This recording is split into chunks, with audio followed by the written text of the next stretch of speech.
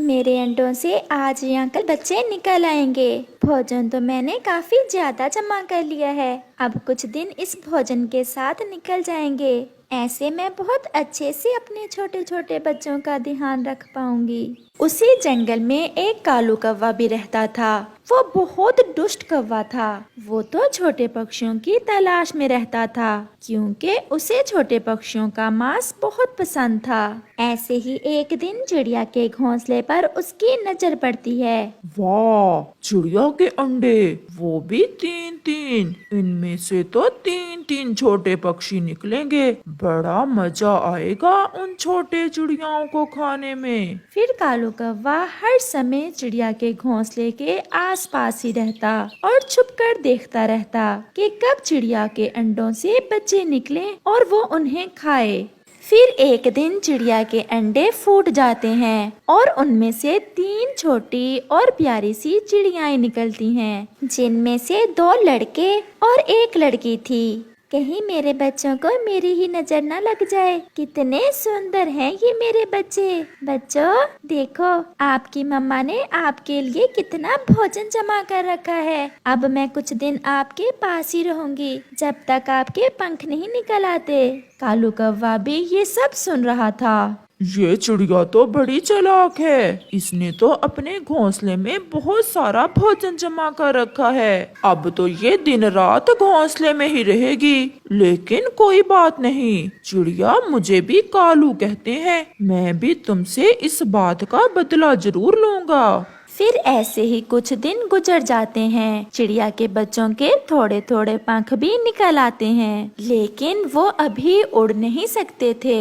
अब चिड़िया के पास जमा किया हुआ भोजन खत्म हो गया था। मेरे प्यारे बच्चों, अब मुझे भोजन की खोज में जाना होगा। मैं आपको भी साथ ले जाती, लेकिन आप अभी बहुत छोटे हो। आप ज्यादा उड़ नहीं सकते। आपने कोई शरारत नहीं करनी। मैं थोड़ी ही देर में आ जाऊंगी। फिर वो चिड़िया भोजन की खोज में चली जाती है। कालू कौवा तो इसी लम्हे के इंतजार में था। वो चिड़िया के जाते ही घोंसले में आता है और बच्चे उठाकर भाग जाता है। थोड़ी देर बाद जब चिड़िया आती है तो उसके बच्चे तो घोंसले में थे ही नहीं। चिड़िया तो रोने लग जाती है।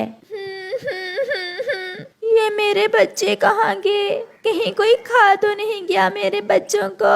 मैं क्यों अपने बच्चों को अकेला छोड़कर चली गई? फिर वहाँ दुष्ट कौवा आ जाता है। चिड़िया, तुम्हारे बच्चे मेरे कब्जे में हैं। दुष्ट कौवे, तुमने मेरे बच्चे क्यों उठाए मेरे घोंसले से? जल्दी से मेरे बच्चे मुझे वापस कर दो, नहीं तो मुझसे बुरा कोई नहीं होगा। चिड़िया, तुमसे बुरा तो मैं हूँ, और अब अगर तुमने चूचा की तो तुम्हारे बच्चों को जान से मार दूंगा। तुम्हारे बच्चे मेरे पास सुरक्षित हैं और तब तक सुरक्षित रहेंगे जब तक तुम मुझे भोजन लाकर देती रहोगी। कौवे, ये तुम क्या कह रहे हो? मैंने कोई इतनी मुश्किल बात तो नहीं की जो तुम्हें समझ ना आए। बिल्कुल सीधी और साफ बात की है मैंने। अगर अपने बच्चों की जान बचानी है तो जैसा मैं कहूँ वैसा ही तुम्हें करना होगा। कृपया करके आप बच्चों को कुछ मत कहना। आप जैसा कहोगे मैं वैसा ही करूँगी। मुझे हर रोज भोजन चाहिए। इसी जगह पर आकर मैं ले जाया करूँगा। चिड़िया बेचारी बेबस होकर कौवे की बात मान लेती है। फिर चिड़िया हर रोज कालू कौवे के लिए ढेर सारा भोजन ढूंढ कर लाती और कालू कौवा आकर उससे सारा भोजन ले जाता। अब तो चिड़िया की ममता बहुत तड़प रही थी। इतने सारे दिन बीत गए थे, उसने अपने बच्चों को नहीं देखा था। फिर एक दिन वो कौवे से कहती है, कौवे प्लीज मुझ पर दया करो, मेरे बच्चे मेरे हवाले कर दो। मैं तुम्हें फिर भी भोजन देती रहूंगी। अगर दोबारा ऐसी बात की तो फौरन जाकर तुम्हारे बच्चे मार दूंगा। लगता है तुम्हें अपने बच्चों की जिंदगियां प्यारी नहीं है। नहीं नहीं कालू भैया, ऐसा मत करना। मैं दोबारा ऐसी बात नहीं करूंगी। फिर चिड़िया उदास होकर नदी पर जाकर बैठ जाती है। वहाँ एक तोता भी बैठा हुआ था। चिड़िया, क्या बात है? तुम बहुत परेशान लग रही हो। फिर चिड़िया तोते को सारी बात बताती है। चिड़िया, वो कौवा तो बहुत दुष्ट है, उसने तो मेरे भी बच्चे खा लिए थे और मुझसे झूठ बोलकर भोजन खाता रहा। उसने तुम्हारे बच्चे मार दिए होंगे, अब वो तुम्हें ब्लैकमेल कर रहा है। ये सब सुनकर तो चिड़िया का मन फट जाता है। मैं उस दुष्ट कौवे को छोड़ूंगी नहीं, बदला तो मैंने भी उससे लेना है। मैं भी किसी के साथ की तलाश में था। चिड़िया, मेरा एक दोस्त है काला नाग, वो हमारी जरूर मदद करेगा। फिर वो दोनों काले नाग के पास जाते हैं। तोते, तुम मेरे बहुत अच्छे दोस्त हो, बताओ मैं तुम्हारे किस काम आ सकता हूँ। फिर तोता काले नाग को सारी बात बताता है। उस दुष्ट कौवे की इतनी हिम्मत, वो ये सब करे। तुम बस उसे बहाने से मेरे पास ले आओ, फिर देखना मैं कैसे उसे अंजाम तक पहुँचाता हूँ। फिर चिड़िया कौवे के पास जाती है। कौवे जी, आज मैंने आपके लिए बहुत ज्यादा भोजन तलाश किया है, लेकिन वो मुझसे उठा नहीं हो पा रहा। आप मेरे साथ आएं। भोजन का सुनकर आलसी कौवा तुरंत चिड़िया के साथ चला जाता है। जब वो जाकर तोते को देखता है तो कहता है, चिड़िया, कहीं तुम इस तोते के साथ मिलकर मेरे खिलाफ कोई साजिश तो नहीं कर रही? पहले तुम मुझे बताओ, मेरे बच्चे तुमने क्यों खाए?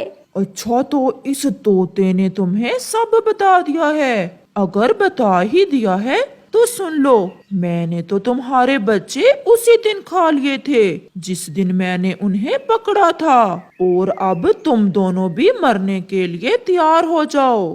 आज मरना हमने नहीं बल्कि तुमने है। इससे पहले कि कौवा उनकी तरफ बढ़ता, काला नाग पीछे से आता है और आकर कौवे को डस लेता है और कौवा वही मर जाता है और अपने अंजाम को पहुंच जाता है। कबूतर भैया, जल्दी चलो, आज हमें अपने गाजर के खेत में बहुत काम है। चिड़िया बहन, मैं तो तैयार था, बस आपका ही इंतजार कर रहा था। पति जी, घर में राशन भी खत्म हो गया है, न जाने कब हमारी गाजर की फसल तैयार होगी और कब हमारे घर राशन आएगा। लूसी बहन, आप चिंता न करें, मैंने और कबूतर भैया ने बहुत मेहनत की है। हमारी गाजर की फसल बहुत अच्छी हुई है। बस कुछ ही दिनों में हम अपनी फसल मंडी में बेच देंगे और फिर हमारे पास पैसे ही पैसे होंगे।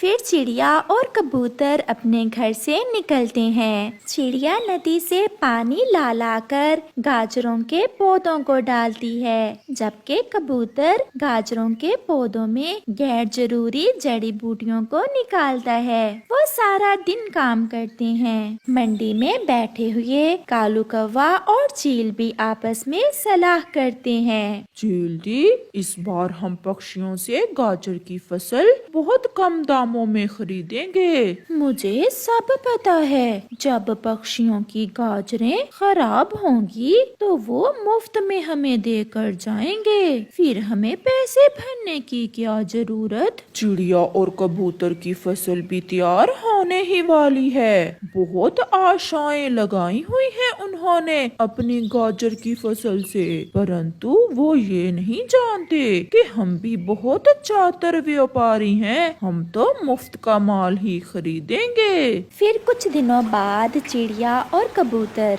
रात को अपने घर में बैठे हुए थे और जंगल में तेज बारिश हो रही थी। कबूतर भैया, इस बारिश से जमीन नरम हो जाएगी और हम कल ही अपनी गाजर की फसल जमीन से निकाल लेंगे। इस काम में मैं भी आपकी मदद करूंगी, हम सब मिलकर काम जल्दी कर लेंगे।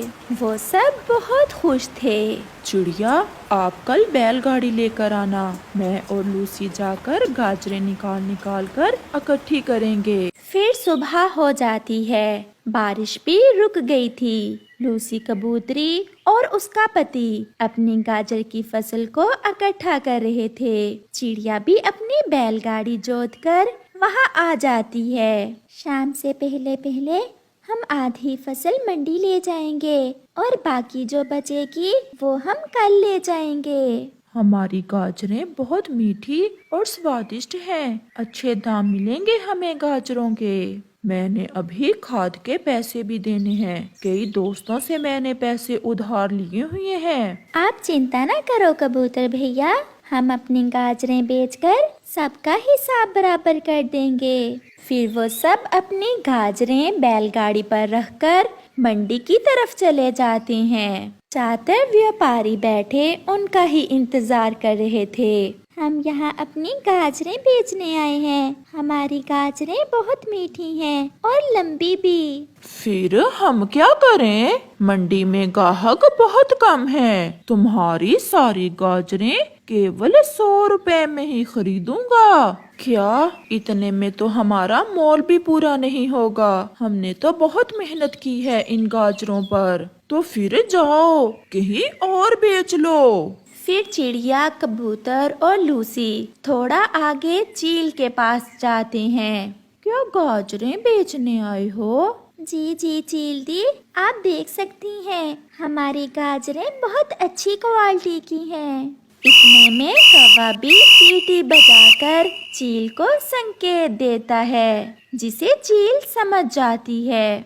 इस बार सारे ग्राहक मूलियां ही खरीद रहे हैं। आपकी गाजरें तो मैं 50 में ही खरीदूंगी। ये सुनकर वो सब बहुत निराश हो जाते हैं। फिर थोड़ी देर बाद चिड़िया अपने दोस्तों से कहती है, ये हरामखोर व्यापारी हमारा माल मुफ्त में लेना चाहते हैं, परंतु मैं ऐसा नहीं होने दूंगी। मैंने भी सोच लिया है, अब हमें क्या करना है। फिर चिड़िया जंगल के रास्ते में गाजरों का जूस बेचने वाली मशीन लगा लेती है, जहां वो संतरे का रस मिलाकर गाजर का जूस तैयार करती। सब पक्षियों को गाजर का जूस बहुत पसंद आता है। ऐसे चिड़िया और कबूतर अपनी बुद्धि से काम लेते हैं और अपनी फसल को ठीक इस्तेमाल करते हैं। लूसी बहन, इतना मुनाफा तो हमें मंडी में गाजरें बेचने से भी नहीं होने वाला था, जितना हमें अब हुआ है।